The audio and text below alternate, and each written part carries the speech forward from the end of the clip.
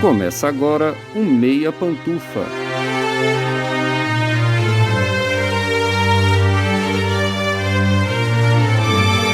Bom dia, boa tarde, boa noite, boa madrugada, pessoal! Todo mundo com os fones de ouvido porque tá começando o seu Meia Pantufa. Toda terça às 5 da tarde no seu player favorito. Eu sou Luiz Leão e tenho aqui comigo, como sempre, de um lado, o meu amigo Gustavo Azevedo. Bom dia, tarde, noite, madrugada, Gusta. Seguinte, é melhor ser muito alto ou muito baixo? Explique. E aí, assistidores e assistidoras de filmes e séries, eu acho que é melhor ser muito baixo, porque aí você consegue escapar das coisas, dos problemas da vida. E eu acho que quem é muito alto que ouve aí, pode falar. Tem umas coisas de... o problema da a gravidade atrapalha, né? Tipo, você vai ter mais problema ali circulatório, de coisa... Lucas, explica melhor pra gente, você que é da área. Acho que você vai... Aquele Mas eu acho inventa uma lorota fake news e fala assim, Lucas, você que é especialista? De forma alguma. De forma Confirma alguma. pra mim. De forma alguma. Eu acho que é um problemão. E também, como sempre, antes de confirmar a informação, eu tenho que apresentar, né? Do outro lado, meu amigo Lucas Abreu. Bom dia, tarde, noite, madrugada. Lucas, se você for uma pessoa ruim, mal criada, é só você cortar o cabelo que você melhora? E aí, pessoal, sobre a altura, o Gusta já veio defendendo ali contra a baixofobia, né? Ele já é do tio, já veio defendendo dele, né? Jogando pro lado dos mais altos ali. Se bem que aqui nessa série é o Dunk, coitado, você fica com dó, né? É o problema da altura na época, né? Na nossa época, assim, é o aeroporto, é o assento ali que é pequeno, é uma perna que não cabe, na época dele era outra coisa. Era bem pior, né? É por isso que a gente não tem formigas muito grandes, se você parar pra pensar. Porque a gravidade não deixa o exoesqueleto delas... Não, continua, eu quero ver onde vai. É o momento flow. O Meia Pantufa vai virar o flow agora. Porque se a gravidade empurra as formigas pra baixo, então o exoesqueleto não consegue desenvolver e a gente não consegue ficar... As formigas não conseguem ficar muito grandes. Exatamente, é claro. Depois de 84 anos, voltamos a ter o universo de George R. Martin nas nossas telas com o Cavaleiro dos Sete Reinos. Adaptada dos contos do Cavaleiro Andante Dunk e seu escudeiro Egg, a série aposta em um novo tom e um novo formato para Westeros, com episódios menores, uma temporada mais enxuta e uma janela anual de lançamentos. As séries baseadas no universo de George R. Martin têm passado por um período instável desde o final de Game of Thrones. Mas será que o Cavaleiro dos Sete Reinos consegue corrigir isso? O que a gente achou dessa temporada? E quais as nossas expectativas, não somente para a segunda temporada, mas para o futuro de todo o material de Westeros? Mas antes do episódio começar, segue o Meia Pantufa nas plataformas que você ouve. Com apenas um clique, você vai ser o primeiro a saber sempre dos novos episódios e isso ajuda demais o podcast a continuar crescendo. E outra coisa importante demais é avaliar. Dá 5 estrelas no feed do Meia Pantufa no Spotify, curtir esse episódio no YouTube e fazer o mesmo nas outras plataformas é essencial para a distribuição do podcast. A gente está pertinho da marca das 100 avaliações e você pode contribuir com a gente. E tem mais uma novidade importante, agora a gente também tá no Substack, então segue o Meia Pantufa lá para receber conteúdo escrito toda semana, seja esse conteúdo escrito uma expansão do debate do episódio, que geralmente vai ser, ou seja algum assunto mais quente do momento, às vezes até uma crítica de um filme que não chegou a virar episódio. A gente é muito do futuro, né? A gente faz podcast de áudio e texto. São duas coisas que estão, assim, muito em alta, muito em voga. A garotada adora. Assim, contra a cultura. Exatamente, é contra a cultura. E a gente é contra a cultura mesmo. É contra a cultura, não contra a cultura, tá? Bom, outra coisa. Tá no meio do episódio, concordou com alguma coisa, discordou de algo ou só quer participar, então comenta aí, porque esses comentários não só são muito legais pra gente conversar com vocês, como eles aumentam a relevância do podcast. Ficou longa essa introdução hoje, mas assim, a gente tá muito orgulhoso da gente, né? É Substack, as coisas estão prontas toda semana, e tem 3, 4 posts por semana, e os posts estão bonitos, e tem texto, assim, e tem lista. Fala assim, gente, que podcast é esse? Essas pessoas foram transportadas, é o Bugônia. Na verdade, os ETs baixaram aqui e substituíram nós três. Bom, enfim, chegou a hora. Hoje é dia de O Cavaleiro dos Sete Reinos no Meia Opinião.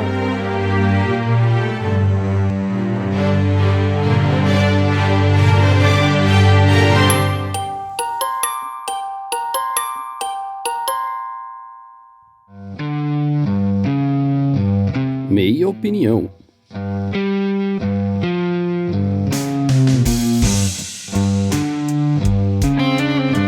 O Cavaleiro dos Sete Reinos é baseada no que são 3 contos hoje de Dunk Egg. O Dunk é um cavaleiro andante em Westeros. O cavaleiro andante, ele é assim, sabe o cocô do cavalo do bandido? Ele é o cavalo do bandido, assim, ele é um pouquinho melhor do que o cocô do cavalo do bandido, mas ele não é grandes merdas não, né?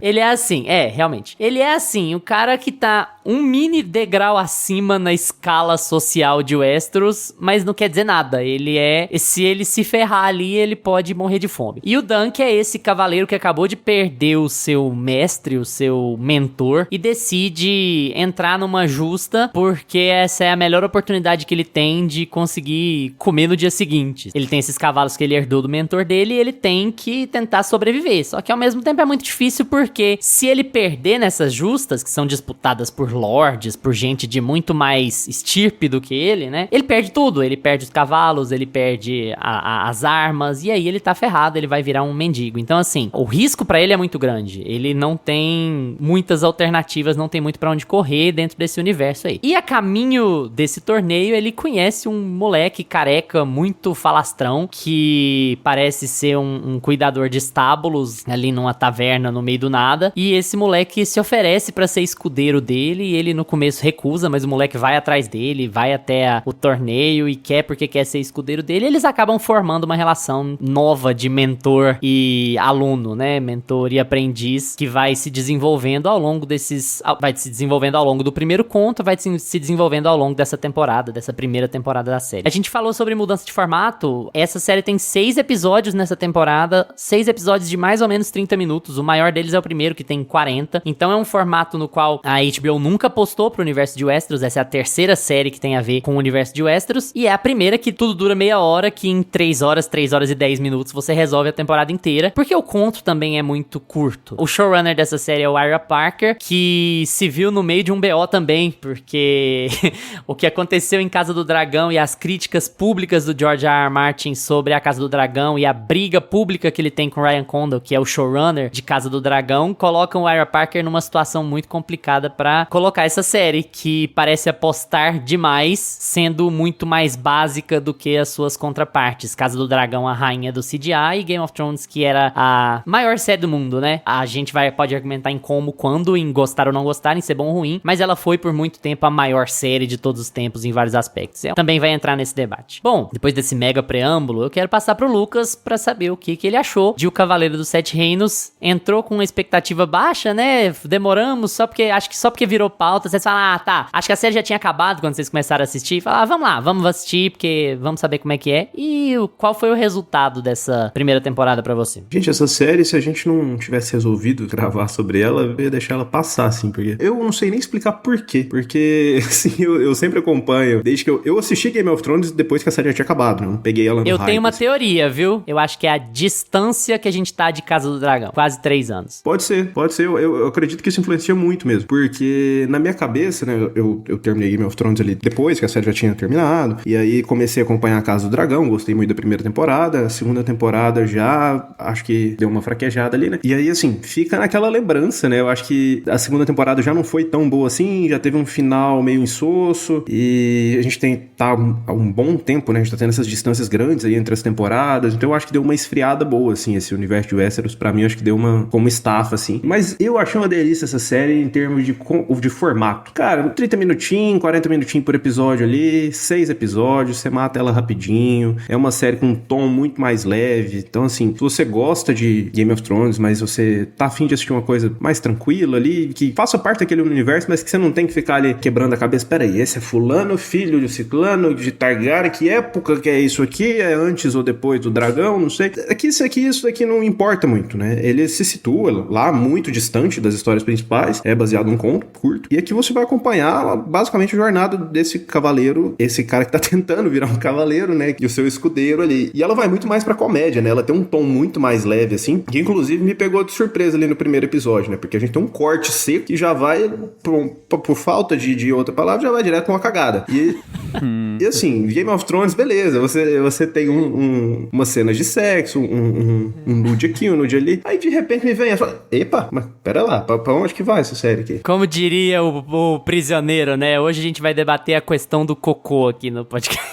A questão ao tocante do cocô. Cara, então assim, me pegou de surpresa esse tom da série, essa coisa mais escrachada, essa coisa mais escatológica, assim, em alguns momentos, mas que eu acho que até acaba funcionando, assim, ao longo da série. Pode pegar, igual aconteceu comigo, pode pegar o público aí desprevenido, mas se você embarcar assim e falar, cara, beleza, é outra história, é uma coisa leve, é uma coisa mais... Eu vou acompanhar a aventura desses dois caras aqui, é o desenvolvimento da amizade deles, essas aventuras, e vai se passar num universo que eu já gosto de acompanhar, que eu já conheço, e é isso aí, vambora. Se você entrar nessa e aceitar esse tom mais leve da série, vai embora. Agora, se você ficar esperando aquele tom grandioso, épico de Game of Thrones e de Casa do Dragão, e aquela trama política, aquela coisa mais séria, não é pra você não, essa série aqui, viu? Porque ela, o foco dela, e assim, eu falei que é uma delícia o formato dela, cara, porque você pegar uma semaninha ali pra assistir todo dia, depois do trabalho, um episódio desse, é uma coisa tranquila, você não precisa quebrar a cabeça, vai pesquisar família, se você não lê o livro e tudo. É bem mais tranquilo de assistir, não precisa daquela missão igual assistir um filme da Marvel hoje em dia, você quebrar a cabeça pra saber um monte de coisa. E assim, se você sabe, o básico que você tem que saber aqui é o sobrenome Targaryen, né, que todo mundo que acompanha isso já conhece,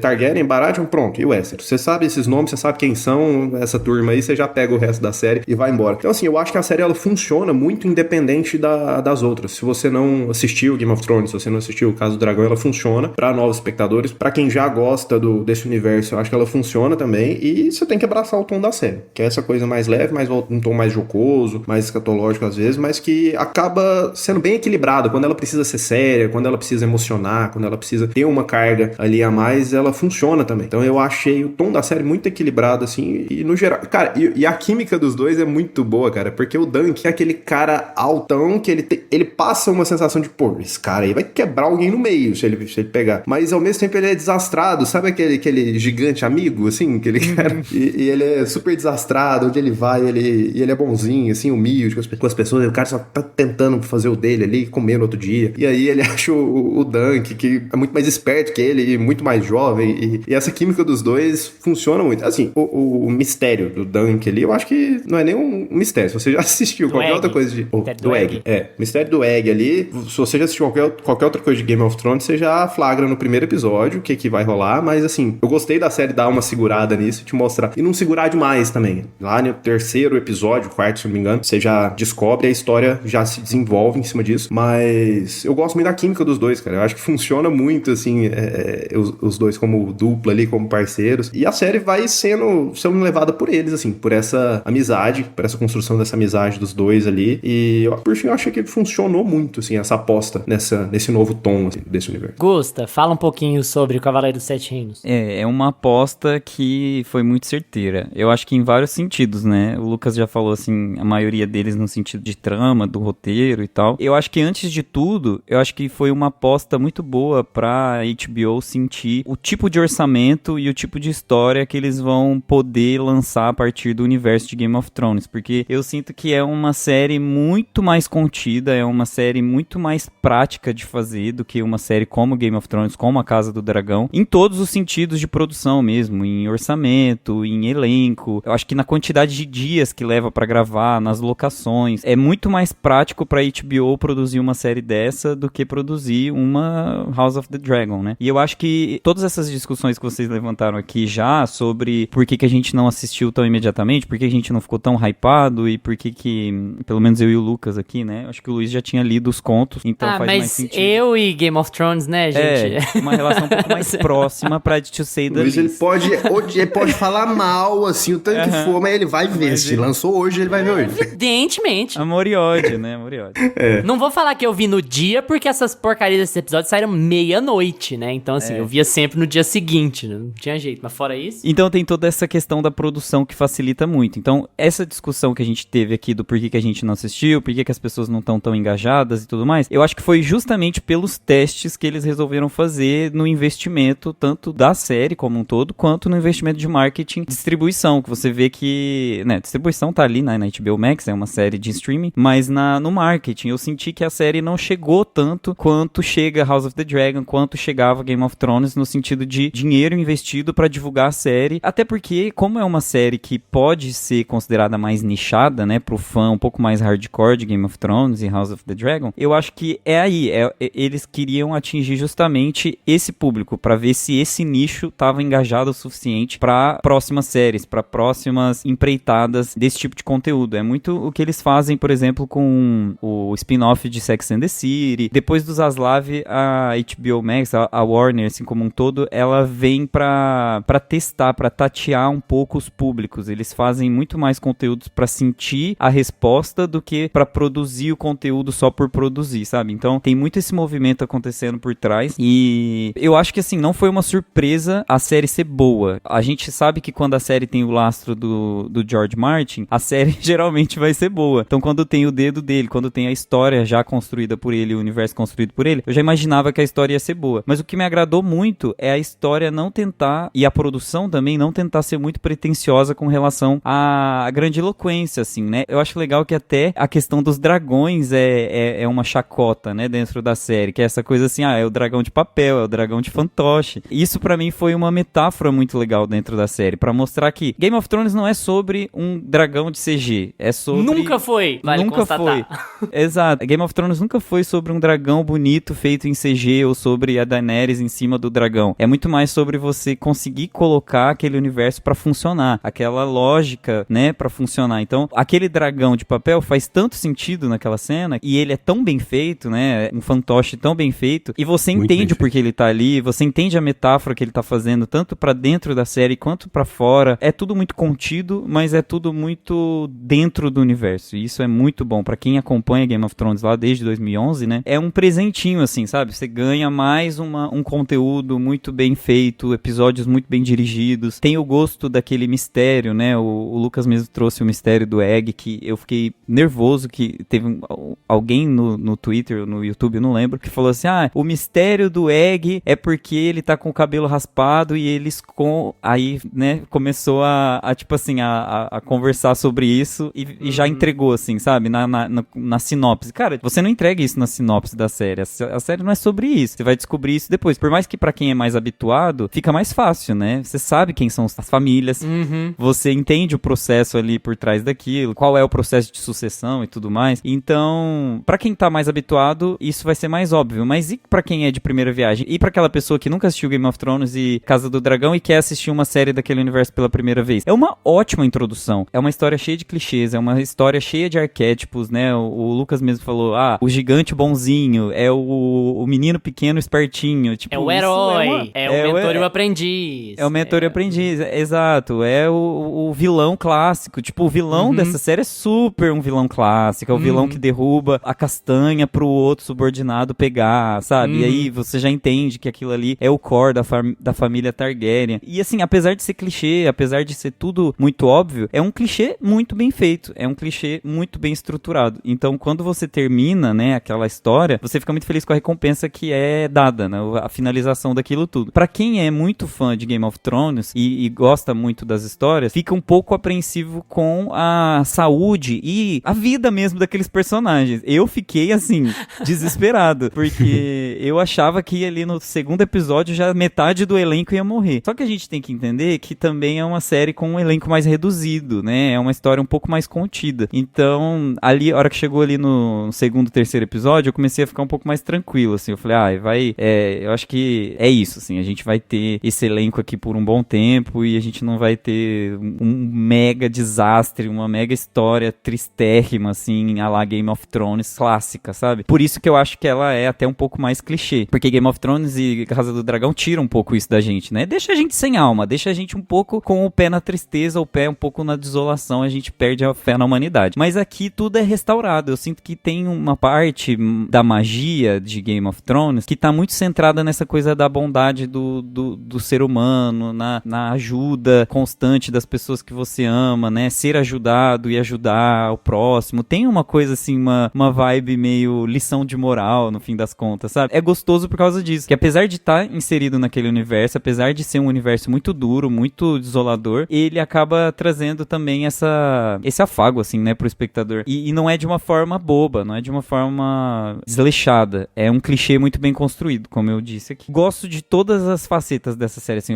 eu terminei muito feliz, terminei muito contente e, tipo assim, acho que os espectadores em geral, as pessoas que vão assistir, todo mundo vai ficar assim, é uma sensação meio geral de quem assiste, e isso é um aval pra HBO produzir mais séries assim, mais minisséries assim, e produza, por favor, sabe, eu prefiro que façam séries assim, curtinhas, minisséries, mais centradas em histórias únicas, por mais que sejam mais com tons diferentes, né, por mais que, uma seja um pouco mais, vamos fazer uma série mais focada no norte, e vai ser uma série um pouco mais dark, uma série mais de terror, mas que seja uma coisa mais contida, uma história com começo, meio e fim, que acabe e que a gente tenha, assim, acabou, eu não preciso ficar mais revisitando aquilo, do que aquela massação de barro de Game of Thrones que virou uma coisa insuportável, né? Então, a gente já falou bastante disso aqui, sempre fala, né? Sempre A gente nunca fez um episódio de Game of Thrones como a gente deveria, né? Um episódio de Game of Thrones. Mas se juntar todos os minutos que a gente falou aqui, vai dar um episódio.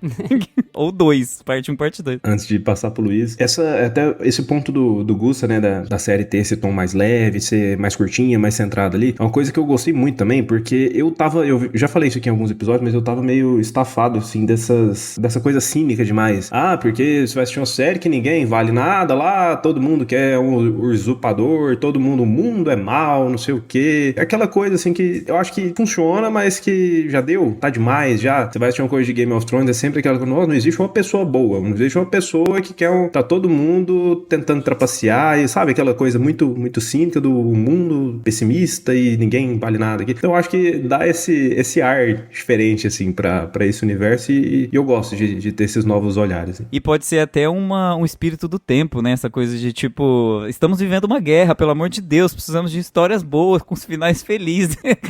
Queremos ver finais felizes agora. Né?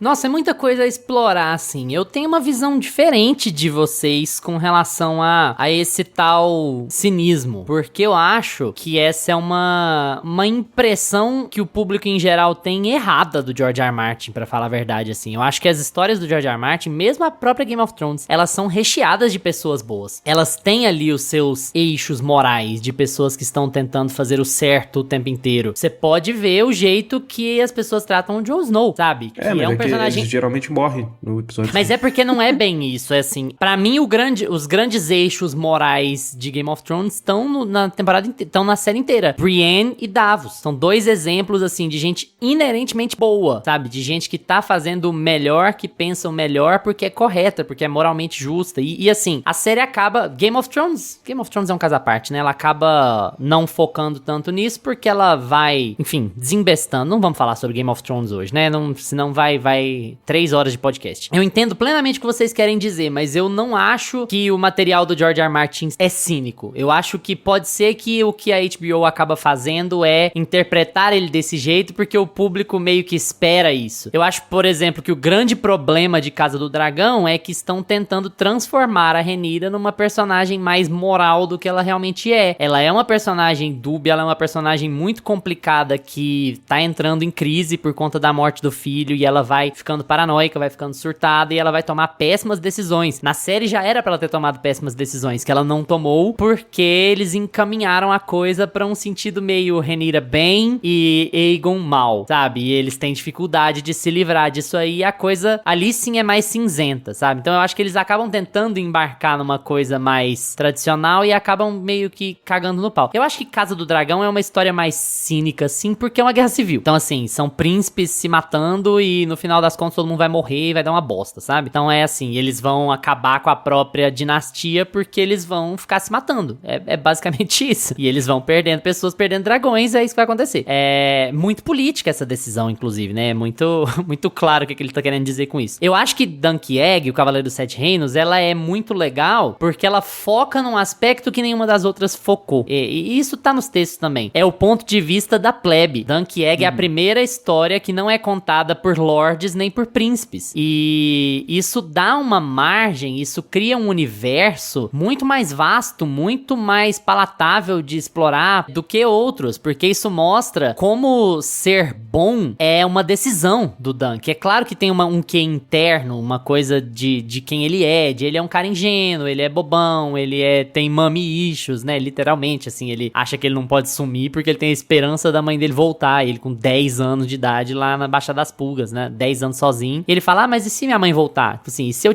velho. Ele é um homem sempre na expectativa de tem que ter alguma coisa melhor do que isso, a vida não pode ser só isso e tal. E ele acaba tendo que tomar decisões o tempo inteiro pra se manter bom. E ele toma decisões difíceis pra se manter bom. Ele poderia simplesmente roubar, né, e virar um mendigo, um ladrão, como a maior parte dos Cavaleiros Andantes é. Eu não lembro se tem alguma coisa disso na série, mas no texto fala sobre isso, sabe? Sobre um Cavaleiro Andante, ele é um pouquinho a mais do que um ladrão. E muitos Cavaleiros Andantes são ladrões, porque viver nessa época é difícil. Então uma série que começa sob o ponto de vista da plebe pela primeira vez, ela já tem que te dar um tom mais moralmente bom, mais positivo, porque senão, pelo amor de Deus, né? Assim, eu não vou, não é uma história. Então eu acho que o Cavaleiro dos Sete Reinos já ganha muitos pontos porque ele é uma história medieval mais clássica. Como o Gusta falou, você entende onde os tropos estão, você entende onde os arquétipos estão, quais são os arquétipos, você entende muito bem qual é o encaminhamento dessa história e você tem uma boa noção de que o Dunk não vai morrer e isso te faz bem, é bom, é legal saber que ele não vai morrer. A gente já sabe que ele vai virar o senhor comandante da Guarda Real, então ele vai morrer perto do começo de Game of Thrones, ele vai morrer. Então você já sabe que, apesar de ele não estar em risco, é muito legal e muito gratificante você ver como ele vai chegar nesse ponto. E ele não vai chegar nesse ponto por meio de puxação de saco, não vai chegar nesse ponto por meio de ficar em volta de príncipes, ele vai chegar sendo uma pessoa inerentemente boa, que vai viajar pelos Sete Reinos e colocar a espada dele a serviço do que ele acha justo e certo. É legal isso, é uma coisa, o Gusto falou em Sinal dos Tempos, eu acho que é uma coisa também Sinal dos Tempos, tipo, olha, vamos acompanhar uma história nesse mundo perverso, acompanhar uma história de um cara que tem que tomar decisões difíceis, mas que sempre vai tomar decisões difíceis por conta de ter uma bússola moral inquebrável. É muito bom o que ele explora aí, apesar de muito tradicional. Aliás, acho que nem só apesar, porque apesar dá uma ideia de contradição, né? É muito bom e muito convencional e tudo bem. Clichês são clichês por um motivo. A gente fala isso aqui constantemente, né? Não é porque é clichê que é ruim, é o como executar, é o de que jeito e é o que você fez pra chegar até ali. Então é uma história tão bem amarradinha, tão bem contida, uma história que apresenta tão bem essa visão de um plebeu que precisa batalhar pra chegar em algum lugar, enquanto os príncipes têm tudo de mão beijada e um príncipe pode brincar com a vida dele e ele se vê numa situação horrível porque um príncipe é escroto e ele foi fazer o que é certo, mas o príncipe é escroto e ele mesmo tem aquela coisa, não é possível que um príncipe faça assim, esse cara é um príncipe, então a nobreza não é tudo que vendem pra gente, então ser nobre não significa ser bom, então ser cavaleiro não significa ser bom, então ele vai ressignificar o que é ser cavaleiro, né? Ele tinha uma impressão de cavalaria que ela não se mostra nessa justa, então ele vai ser o cavaleiro que ele imaginou, ele vai ser o cavaleiro que ele projetou, ele vai sempre buscar isso. É muito bonito isso, né? É muito legal, é muito positivo, assim. Eu adorei essa série, eu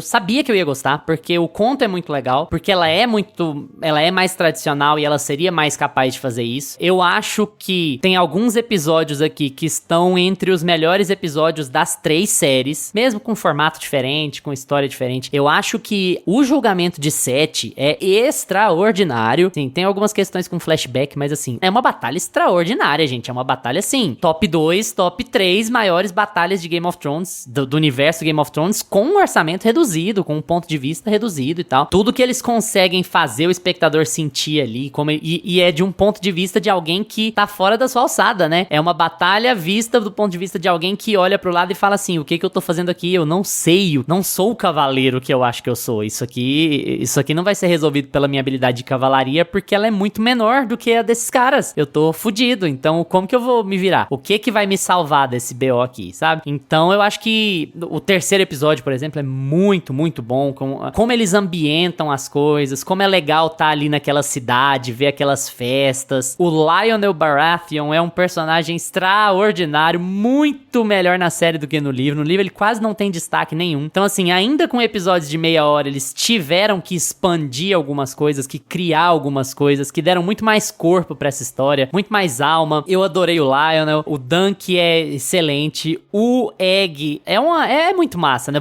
Eu quase usei um termo da Isabela Boscov aqui, é uma graça. O Egg é uma graça, né, gente? Porque assim, ele é tão divertido, ele é tão esperto, ele é tão linguarudo, é muito legal essa dinâmica que eles construíram, é muito bom você reconhecer familiaridade num ambiente tão difícil, né? Eu acho que o Lucas quis dizer um pouco isso também, né? Nesse caso a gente meio que abandona o cinismo porque é um ambiente difícil, mas existe leveza dentro desse ambiente, né? Existe bondade, equilíbrio, parceria e mentoria e amizade. Eu saí muito feliz dessa temporada mesmo, e eu acho que ela vai ajudar a levantar a terceira temporada de Casa do Dragão. Eu acho que no fim das contas o atraso de Casa do Dragão, que foi terrível pra série por conta do jeito que a segunda temporada acabou, ele vai casar bem com o fato de sair no mesmo ano do Cavaleiro dos Sete Reinos. Eu acho que vai reavivar o interesse das pessoas, já reavivou o interesse das pessoas por essa história, porque a série é boa, a série é muito bem feita, e daqui a 3 meses tem Casa do Dragão de novo, e a gente vai ver uma outra estrutura, com outro tamanho, com outro orçamento, com dragões, com outro tipo de briga, e eu acho que é muito legal pra esse universo que essas coisas coexistam. Eu não posso babar muito ovo, porque assim, sabe o que eu penso de franquias, né? A gente vai sugando vai tirando leite dessa vaca até ela morrer de inanição. A gente sabe como é que é a empresa, né? Mas até agora eu acho que o trabalho tem sido muito digno. Mesmo nas falhas de Casa do Dragão, eu acho que até agora o trabalho tem sido muito digno. Eu acho que o único trabalho indigno de todos, que é assim, que você não salva nada mesmo, é a última temporada de Game of Thrones. Eu acho que Game of Thrones já tava com problemas antes, eu falo muito isso pra vocês, não sei se em on e off, mas eu falo muito isso pra vocês. Game of Thrones já tinha problemas que são muito anteriores à última temporada, mas são problemas de tamanho, de escala, de decisões. Eu acho que o único trabalho porco é o da última temporada mesmo, assim. E nada depois disso foi um trabalho porco, foi um trabalho desleixado, foi um trabalho Capitão América do Harrison Ford. Homem-Formiga, foi um trabalho Homem-Formiga, Quantum Mania. Nenhum foi, sabe? E vamos ver até onde isso vai se sustentar, né? Vamos ver se com a falta de material base isso vai dar um problema. Vamos ver se com a morte do George R. R. Martin, que tomara que esteja muitos anos longe da gente, isso vai ter algum problema, porque todos os materiais que a gente tem alguma base de adaptação dele. Vamos ver quando passar a não ter. São só 3 histórias escritas de Dunk Egg. É bem possível que a 4ª temporada de Dunk Egg, caso exista, ela vá sair antes dele escrever um conto novo. É bem possível. Então a gente tem que ver, essas histórias me preocupam pra daqui a 5, 6, 7 anos. Pra hoje eu acho que, ok, tá tudo muito certo, mesmo nos erros, nas instabilidades, eu acho que tá tudo muito certo. Acabei falando do universo como um todo, quero que a gente discuta um pouco mais isso também, mas é porque eu tenho muito pouco a dizer sobre o Cavaleiro dos Sete Reinos em termos de falar mal. Eu gostei muito do tom, eu gostei muito da ambientação, eu gostei muito dos personagens, eu gostei muito dos atores, eu gostei muito de como ela foi progressivamente crescendo. Mal? Não vale. Eu acho. Tem que falar alguma coisa. Se eu tenho uma coisinha, eu acho que a escatologia passa um pouco do ponto.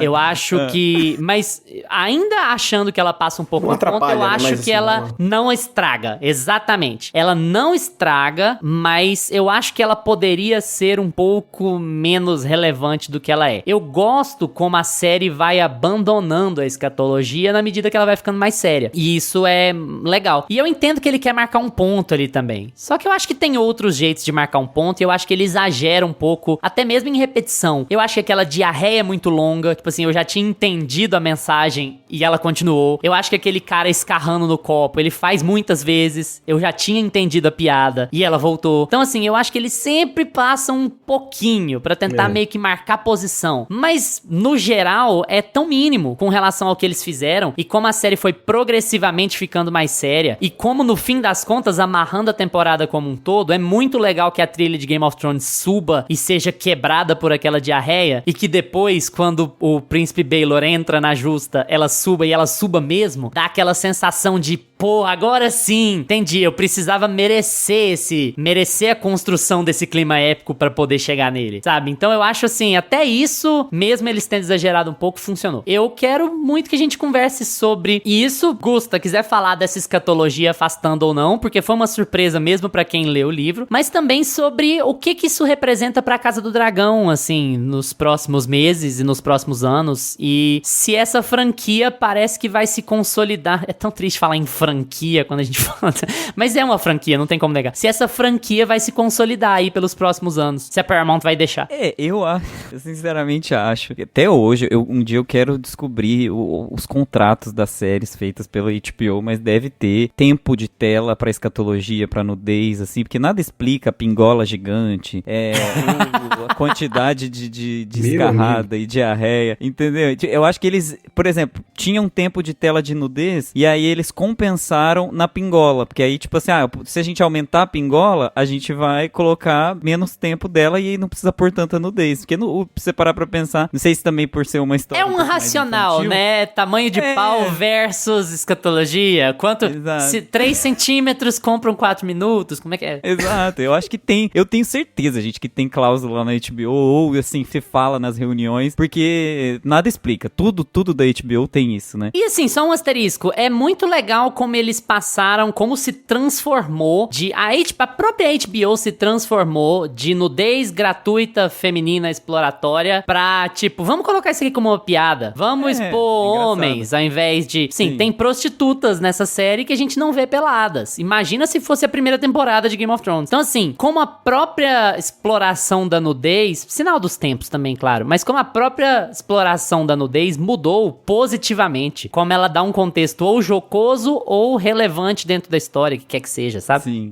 Essa parte da escatologia, sinceramente, não me incomodou, eu não achei incômodo, de verdade, assim, acho que passa dentro da história e faz sentido ali com o humor, né, é um humor mais infantil, eu acho que o humor infantil, ele é um pouco mais escatológico mesmo, ele é um pouco mais bobo, é o famoso quinta série, né, é aquela coisa meio bobinha e acaba reforçando um pouco o tom da série pra você entender que aquela história é uma história diferente, é uma história que tá mais preocupada em fazer um entretenimento do que trazer de volta esse cinismo, né, que a gente tá tanto falando aqui. Então, não me incomodou de verdade. Eu acho que uma coisa que parece incomodar, mas no fim das contas eu pensei, cara, isso é um ponto positivo, que o Luiz até citou, é a questão dos flashbacks. O que eu senti nos flashbacks? Não tem flashback em Game of Thrones e em House of the Dragon. Se tem, são poucos e eu não lembro. De verdade, assim, eu acho que a história é muito mais linear e ela acontece muito mais aos olhos dos personagens e como eles se relacionam do que mostrando o que aconteceu lá no passado. E eu acho que, assim, essa estrutura de flashback ajuda uma série mais curta, né, a se estruturar e a gente entender as motivações daquelas pessoas todas ali envolvidas e traz também uma nova forma de fazer a série, porque você não vai ter aquela Game of Thrones clássica que um personagem precisa informar o outro e o Mindinho precisa falar e a gente precisa descobrir que a pomba que passou o recado e, sim, não tem isso. A gente entende o personagem já de cara, ele joga um flashback ali pra gente entender a motivação e tá tudo bem, bola pra frente, entendeu? Eu gosto disso porque ele abre possibilidades, eu acho que é essa série que vai abrir a possibilidade de novas estruturas pra Game of Thrones. E eu acho que não é estruturas do tipo assim, igual a Marvel também tinha essa ideia, né, de vamos fazer um filme de terror, vamos fazer um filme de comédia, vamos fazer um filme de... Tipo assim, não é distanciar o contexto e os gêneros. Eu acho que é manter o que Game of Thrones, quando você bate o olho, você enxerga que é Game of Thrones, então você vai manter aquilo ali, só que você vai mudar as estruturas da contação de história. Você consegue mudar a forma com que você conta a história. Então, a inserção do flashback já é isso, já é você, cara, eu tenho uma história mais curta e eu vou fazer a história de uma forma diferente, eu vou contar isso aqui de um jeito diferente. O próprio episódio que tem o flashback é um dos melhores episódios, porque você começa com um momento de tensão, aí você corta pra um momento de explicação e passa pra um momento de desfecho daquilo tudo. Ou seja, você fez uma estrutura super clichê, todo mundo faz isso, todo mundo escreve dessa forma,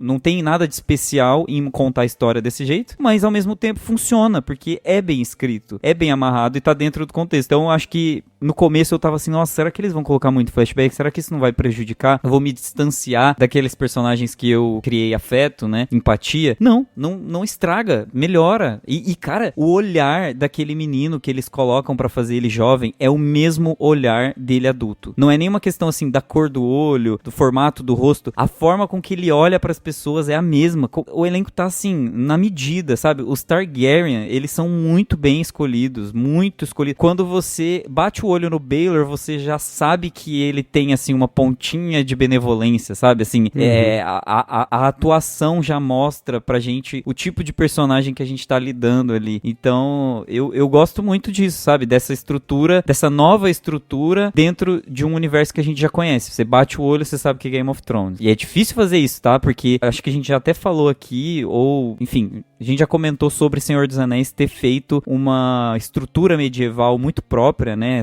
esse corpo de Senhor dos Anéis que a gente olha assim e fala, nossa, isso aqui pode ser confundido com Senhor dos Anéis, isso aqui é medieval, estilo Senhor dos Anéis e tudo mais. Como o Game of Thrones conseguiu, com vários anos, né, e muito investimento, e enfim, é um produto cultural muito forte, mas como o Game of Thrones conseguiu ajustar uma estética muito forte a ponto de que quando você olha pra Game of Thrones, você sabe que é Game of Thrones. Mas eu quero fazer uma ponta nisso aí que você tá falando, amigo, que eu esqueci de comentar e que eu deveria ter comentado. O universo do George R. R. Martin, ele é colorido, tipo, literalmente mesmo. O que é o design de produção e o figurino dessa série em particular? Gente, é maravilhoso. Não, é maravilhoso. Isso aqui, em comparação com as outras, é maravilhoso. Olha as armaduras, olha a coisa farsesca, e o elmo do cara tem um chifre de viado, e o fantoche é gigantesco, e a armadura de um é amarela, a de outra é vermelha. Olha a armadura do Aerion, olha a armadura que o Baelor usa. É assim, é fantasia, gente, não é mundo real, não é a Marvel, a verossimilhança a todo custo, é fantasia. Põe as caras das coisas da armadura colorida e não prática, e fantasiado de leão, e com desenho de maçã no meio, e tá cheio de chifre, de crina, porque é assim, sabe? É tão colorido, é tão exagerado, é tão assim, e é a primeira vez, pra mim, das três, é o melhor figurino, melhor design de produção, mesmo com orçamento mais baixo. Não tem a ver necessariamente com dinheiro, tem a ver com você deixar abraçar a criatividade da coisa. Abraça o lado fantasia, para de fingir que não é fantasia pra ser levado a sério, é fantasia. Eu acho que dá pra provar, aqui essa série prova que dá pra você fazer uma fantasia levada a sério. Essas coisas não são opostas. E o David e o Dan, eles achavam que eram coisas opostas, eles foram minando a fantasia de Game of Thrones aos poucos, eles foram tirando aquilo, e foi virando uma coisa. A única fantasia que eles gostavam era dragão, porque dragão dá pra fazer batalha, dá pra botar fogo nas coisas. Agora sim, eles foram minando o aspecto mágico, eles foram tirando coisas mágicas da história, eles tiraram personagens importantes da história, porque eram personagens sobrenaturais, mágicos. Então assim, eles foram cunhando essa coisa verossímil que tem seu valor, como o Gusta tá dizendo, criou uma espécie de cultura medieval nessa linha de verossimilhança, nessa coisa meio Villeneuve, Nolan da vida, assim. Mas continua sendo fantasia, cara, tem que abraçar a cor, a graça, o exagero, o absurdo. Eu achei que eles iam pôr o olho violeta dos Targaryen, que os olhos dos Targaryen são todos violetas. Eu acho que eles não puseram porque agora já é consolidado, né? Agora já é tarde. Olhinho azul. Tipo assim, agora é tarde, agora já é consolidado que eles não têm olho violeta. Mas assim, os olhos violeta foram tirados de Game of Thrones porque era fantasia demais. Pra você ter um exemplo. Outra coisa muito legal, essa é a primeira vez que a gente tem Targaryens de cores de cabelo diferentes. Vocês repararam isso? É a primeira vez. E é assim, nos livros é assim. Tanto é que tem a discussão lá da Rhaenyra, dos filhos da Rhaenyra, ela não é tão clara, não é tão óbvio que eles são bastardos como é em Casa do Dragão, porque tem muito Targaryen moreno. E outra, essa é a discussão que começa Game of Thrones. Tipo assim, os Baratheon todos têm cabelo preto. Todo o BO do Joffrey, do Tommen, é porque eles são loiros e todos os Baratheon têm cabelo preto, então eles são bastardos, né? A descoberta do Ned é toda em cima disso. Então, isso tá presente no universo de Game of Thrones. E eles foram tirando isso. Targaryen tem que ser loiro e pronto. Então, quando chega lá na Rhaenyra, por exemplo, beleza, é óbvio que eles são bastardos. Eles são os únicos morenos. Então, assim, até que deu uma quebrada na estrutura da história ali, sabe? E aqui eles voltaram, não, o Baelor é Targaryen e ele é moreno. Tem vários aqui que são e tá tudo bem, sabe? Eu acho que eles deram mais riqueza no universo, nessa série mais barata de 30 minutos e 6 episódios, do que eles vinham dando antes. Porque parece que aqui se entendeu realmente qual é o foco principal do George R. R. Martin, qual é o cerne das histórias do George R. R. Martin. E não é o dragão de CG, é a política em volta, sabe? É o universo muito mais do que quem vai matar quem, as mega batalhas e tal. Vai ser o título da nossa thumb, gente. O Cavaleiro dos Sete Reinos. Game of Thrones não é dragão de CG. Ótimo, beleza, já ficou de thumb. Cara, inclusive, era uma coisa que eu ia comentar. Eu gosto bastante da fotografia da série, mas ao mesmo tempo, assim, que a gente tem, assim, enquadramentos diferentes, maneiras, ângulos e maneiras diferentes de filmar, se você for comparar com as outras obras aí do universo, você ainda tem aqui uma estética e os cenários, assim, muito ali daquele universo, né? Muito parecidos com o que já veio sendo estabelecido na televisão com Game of Thrones. Então, assim, eu gosto que eles têm essa liberdade de trazer elementos estéticos diferentes, de irem trazendo essa coisa mágica aos poucos, mais fantasiosa, mas ao mesmo tempo eles não se distanciam tanto, eles conseguem manter aquela estética, as cores e os cenários, a ambientação, que você bate o olho e você fala, aqui é Westeros. Concordo plenamente. Sobre as batalhas, eu queria também falar que eu sempre trago esse elemento aqui, que é uma coisa que eu aprendi com o nosso grandioso Steven Spielberg, que é quando você vai fazer uma cena de ação, principalmente uma cena de ação, você precisa localizar o seu espectador dentro daquela batalha, dentro daquela situação, uma perseguição policial, geograficamente. Sempre trago isso aqui, porque você precisa saber onde que tá o mocinho, onde tá o bandido, onde que tá a plateia, né, onde que, aqui em Cavaleiro dos Sete Reinos, onde tá a plateia, onde estão os elementos, né, e eu acho que a direção do quinto episódio é boa justamente por causa disso, porque você consegue entender toda aquela movimentação, mesmo no escuro, mesmo no barro, mesmo com o elmo na cabeça, mesmo com limitação de visão. O design de som tá muito bom nesse episódio, porque você consegue entrar no personagem quando ele leva uma pancada, então tudo aquilo faz muito sentido, sabe? No final, quando você... Eu respirei só quando o episódio acabou, porque eu fiquei o episódio inteiro tenso, sabe? Cara, é muito bom que dá um... E esse é um daqueles motivos, assim, pelo qual pau no cu da IA, sabe? Porque, gente, isso é criatividade. Criatividade não se compra. Por que essa batalha é genial com um orçamento baixo? Porque eles são criativos. Essa é uma batalha toda do ponto de vista do Dunk. Então, tem 14 pessoas lá, mas isso é esparso, isso é barulho de fundo. A gente tá no ponto de vista do Dunk. Pra batalha ser boa visualmente, ela não precisa ser complexa. Eu posso acompanhar o caos da batalha com um personagem só. Eu posso, tranquilamente. É uma batalha excepcional, que é uma batalha anti-Game of Thrones. Game of Thrones entregou excelentes batalhas. Descontando o roteiro, Batalha dos Bastardos é excelente, visualmente, audiovisual, né? Essa é uma batalha do ponto de vista de um cara só, e a gente nunca abandona ele. A gente tem noções esparsas do que tá em volta dele, porque ele tem noções esparsas do que tá em volta dele. A gente se situa mais fácil geograficamente, como você tá dizendo, porque a gente não larga o Dunk. Tudo que o Dunk tá vendo é o que a gente tá vendo. Seja dentro do elmo, seja em terceira pessoa, mas é sempre em cima dele. Ele tem que achar o Aerion, porque ele tem que resolver aquilo com o Aerion. Batalhas desse jeito, com esse peso, com esse tipo de armadura, elas duram pouquíssimos minutos. Então tem que resolver logo. Eles estão cansados, ele tá extenuado, ele tá fudido, ele tá todo machucado. Você sente isso o tempo inteiro, como o Gusta falou. Você só respira quando acaba, porque o Dunk só respira quando acaba. E olhe lá, então, acho que nem isso, acho que ele tá sem respirar até agora. Com um desvio de septo ali forçado, sangrando, né, provavelmente. Lucas, você concorda com a minha tese que o Cavaleiro dos Sete Reinos consegue esquentar a Casa do Dragão, que tá vindo aí em junho? Qual que é a sua expectativa pra Casa do Dragão também? E pra segunda temporada de Cavaleiro dos Sete Reinos, que vem ano que vem, inclusive.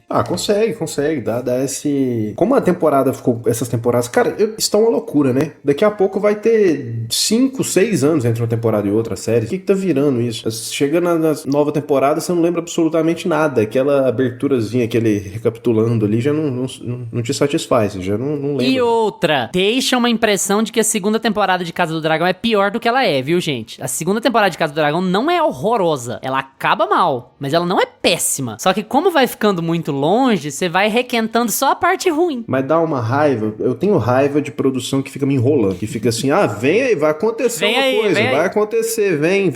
E aí acaba e não chegou. Nossa, isso me deixa puto. Então, assim, tem muitos episódios... Concordo em parte, assim. Mas eu acho que dá uma esquentada boa, assim. Eu acho que dá essa... Como a temporada demorou, né? A terceira temporada de Casa do Dragão demorou aí entre a segunda pra acontecer. Tá chegando, já vem aí já. Mas eu acho que dá essa esquentada, assim. Traz a gente de volta pra Westeros. Quem tava sentindo falta, assim, desse universo. E já te deixa mais... Ele, tá, beleza, agora vamos pra próxima. E logo mais já vai ter essa terceira temporada. Logo mais já tem a segunda temporada de Cavaleiro dos Sete Reinos. Então, mantém esse universo mais vivo, assim, né? O que você acha, Gusta? Eu lembro que eu terminei com uma impressão bem negativa, assim, bem... É porque depois de Game of Thrones, eu sempre fico com o pé atrás com tudo que vem desse universo, sabe? E eu vou continuar com o pé atrás mesmo, porque as coisas começam, tudo são flores, tá tudo bem, e aí de repente eles começam a cair no Reddit, né? E começa a entregar fanfic fique. Então, eu realmente não vou colocar minhas expectativas, sabe?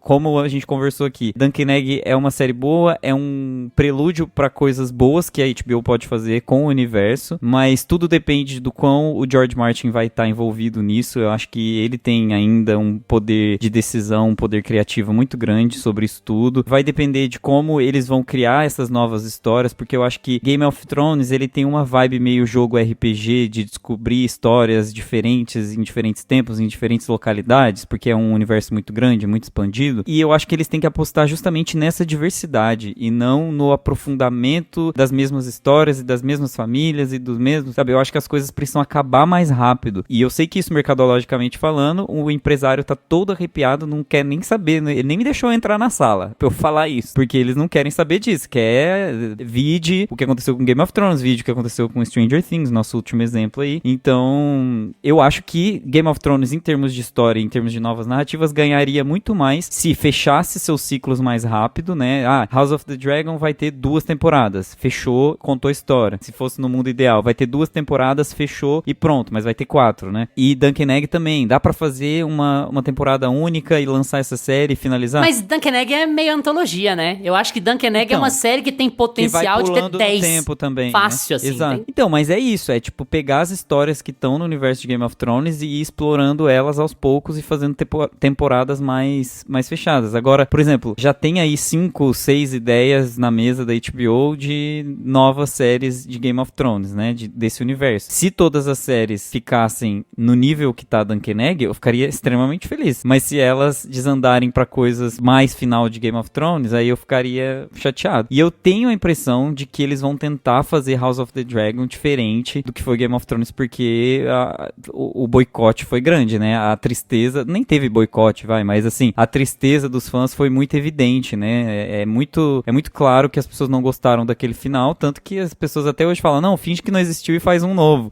Então, eu acho que eles vão tentar fazer de tudo pra finalizar melhor. Mas não vou ficar com expectativa, não. Eu acho que criar expectativa nesse ponto com Game of Thrones é infantilidade, isso é besteira, não dá, não tá dando. Não, eu concordo, eu acho que assim, eu sinto que traz esse novo ar, né, de quem gosta do universo, gosta de acompanhar pra não ficar muito tempo longe ali e tudo, então é aquela coisa, você gosta daquele universo e de repente vem um presentinho desse, você fala, Westeros de novo, tá legal, bacana, e funciona, né, e aí te deixa até com expectativa um pouco melhor pra próxima, mas assim, eu também sempre vou estar com o pé atrás, cara, porque depois do final de Game of Thrones, depois dessa segunda temporada, que beleza, não é horrorosa, mas me irrita. Deixa a desejar. O jeito que ela faz e o jeito que ela termina, né? Vamos ver o que vem por aí. Eu acho que o Cavaleiro dos Sete Reinos tem como principal mérito, em termos de mercado, de como a HBO tem que pensar esse universo, sabe? Ela deixa muito bons sinais. Para além do fato de que ela é muito boa, e eu acho que ela é uma temporada muito boa, é um produto de imensa qualidade desse universo, ela deixa sinais de que a HBO vai fazer muito bem em experimentar. Vai fazer muito bem em tentar diferentes formatos, em diferentes plataformas, desde que eles mantenham um padrão de qualidade HBO que quase nunca dá errado. Eu acho que a única coisa que a gente assistiu da HBO que é absolutamente questionável é a segunda temporada de The Last of Us. Para pra pensar nas últimas séries da HBO que vocês viram aí, ver se tem alguma bomba completa. Só se fossem as séries que não viram nada, que não tem expectativa nenhuma, que a gente não conhece, sabe? Mas as coisas que a gente assiste nunca tem nenhum lixo, sabe? Eu acho que a única duvidosa é a segunda temporada de The Last of Us, de verdade, assim. E eu acho que mantendo esse padrão de qualidade, e isso é muito difícil de dizer com a Warner hoje em dia, né? A gente não... O que a Warner tá passando, né? O que vai ser da Warner, o que vai ser da HBO, não dá muito pra saber, mas eu acho que a principal lição que fica de O Cavaleiro dos Sete Reinos é tentar. Eu acho que tem espaço pra filme, eu acho que tem espaço pra animação, eu acho que tem espaço pra antologias, eu acho que tem espaço pra explorar muito antes, eu acho que tem espaço pra explorar muito depois. Eu imagino que o que a HBO tá pensando pra Westeros é parecido com o que a Disney tem pra Star Wars. É um universo multiconectado que não é obrigatório, sabe? Você pode ir lá assistir o filme de Star Wars, o do J.J. Abrams, o do Rian Johnson, e você vai entender, você vai se divertir, você vai ter uma expectativa, mesmo que você não tenha assistido o desenho de 2006 que conta determinada história e tal. O universo de Star Wars é muito mais vasto do que a gente conhece, porque a gente mesmo não acompanha, né? Mas eu acho que eles pensam mais ou menos a mesma coisa. Vamos fazer uma animação? Tem conteúdo? Tem. Vamos fazer um filme? Tem conteúdo? Tem. bem. Vamos fazer uma série de mais minutos? Vamos. Vamos fazer uma série de menos minutos? Vamos. Eu acho que eles ganham muito em expandir dessa maneira. Eu acho que o universo dá muita margem pra isso. E mesmo que o Gusta não tenha concordado, eu acho que dá margem pra uma coisa mais multigênero mesmo. A própria série original, ela tem isso. O núcleo dos White Walkers é um núcleo de terror, sabe? Que foi ficando progressivamente abandonado ali. Então tem muito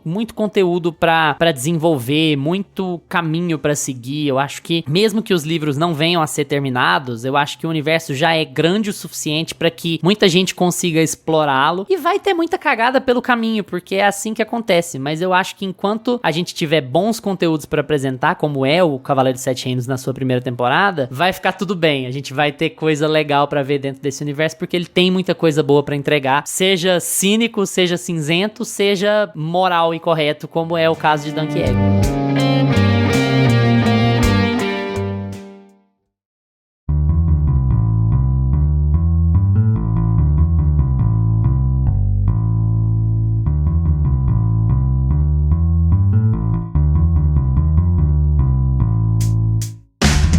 Não vai embora porque chegou a sua hora. Já assistiram Cavaleiro dos Sete Reinos? Gostaram? Então comenta aqui no episódio suas opiniões, porque a gente quer muito debater com vocês. E aproveita para seguir a gente no Instagram, @meiapantufa, no TikTok, @meia_pantufa, e no Substack para ficar atualizado de tudo que rola no podcast. Obrigado por estarem sempre com a gente. Tchau, Gusta. Tchau. Tchau, Lucas. Tchau, galera. Segue a gente em todas as plataformas que você usa. Terça que vem a gente tá de volta com mais Meia Pantufa pra vocês. Tchau! Este podcast conta com locuções de Carla Leão e Lucas Meleiro e edição de Luiz Leão.